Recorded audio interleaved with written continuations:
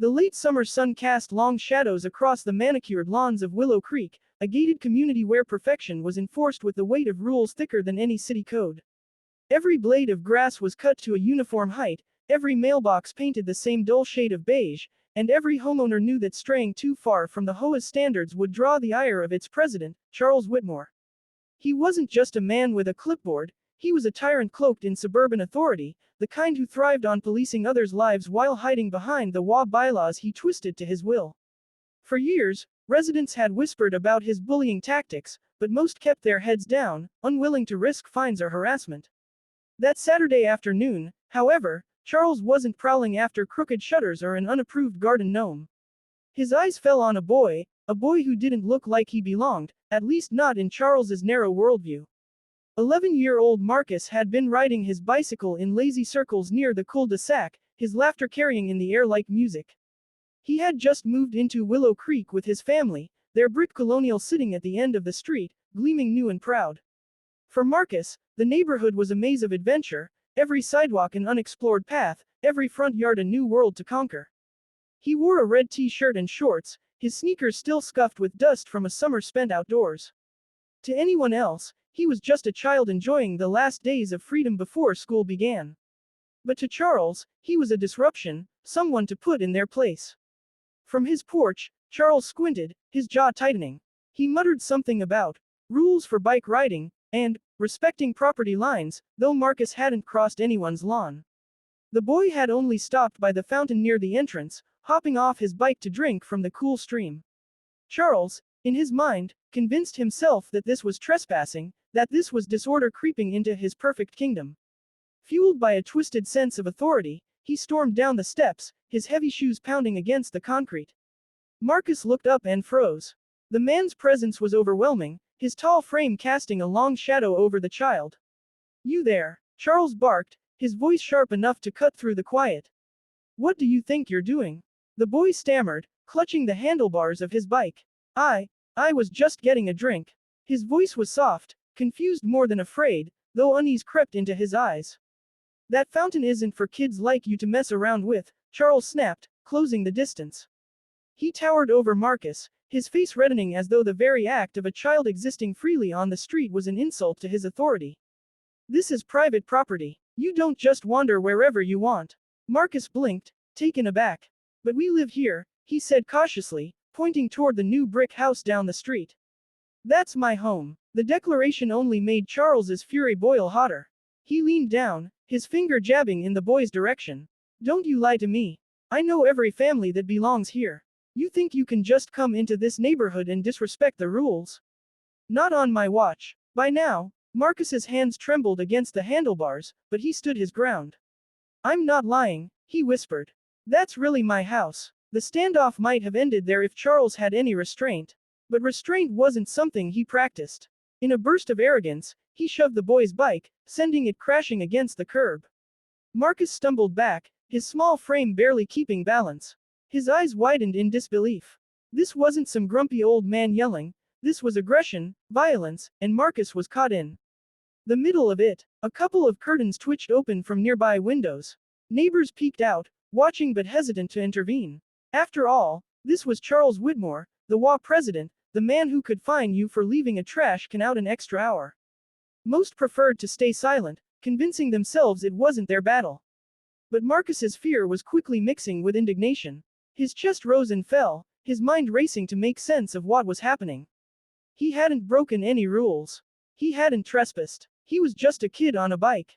Yet here he was, being scolded, humiliated, even shoved like a criminal. "Please stop," he finally managed, his voice cracking. "I didn't do anything." Charles's lips curled into a sneer. "If you belong here, then tell me your father's name. Go on. Who is he? Maybe I'll have a word with him about teaching his boy respect."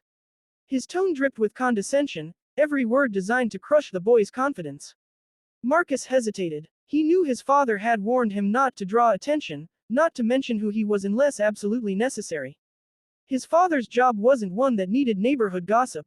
But now, with Charles looming, demanding answers, Marcus felt cornered. "My dad, he works in Washington," Marcus said carefully, hoping the vague answer would diffuse the situation. "Oh, so now you're making things up." Charles barked, his voice rising loud enough to echo across the cul-de-sac.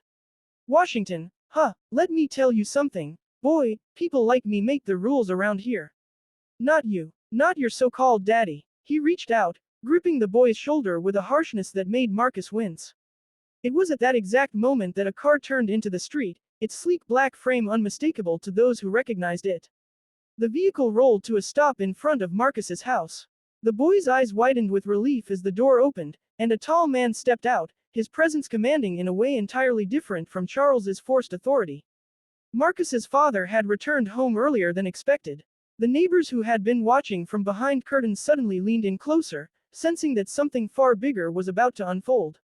They didn't yet know who the man was, but they could feel it in the air, the shift in power, the invisible weight of someone who was used to command. Marcus, gathering his courage, managed a shaky whisper that Charles failed to hear over his own ranting. That's my dad. The car door shut with a heavy thud, the kind of sound that made even the air around it pause.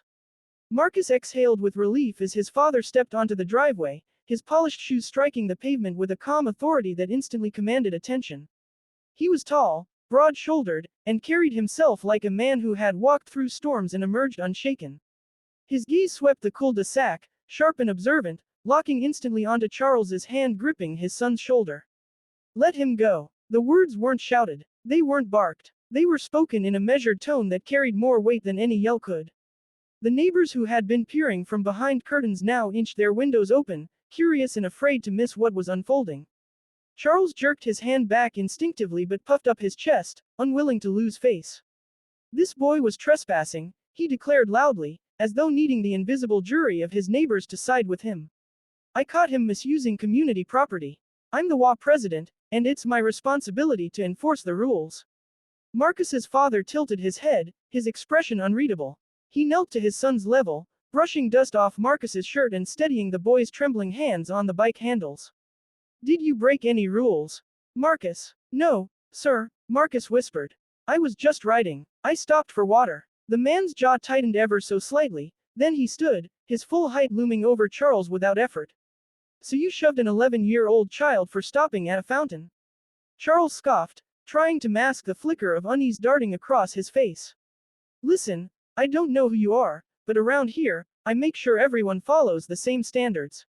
If your kid can't respect that, maybe this isn't the neighborhood for your family. The statement landed like a slap in the air. Several neighbors gasped audibly from their porches. One woman clasped her hand over her mouth, recognizing that Charles had crossed into dangerous territory without realizing it. Marcus's father stepped closer, his voice still calm but now edged with steel. You want to talk about respect? You just put your hands on my son.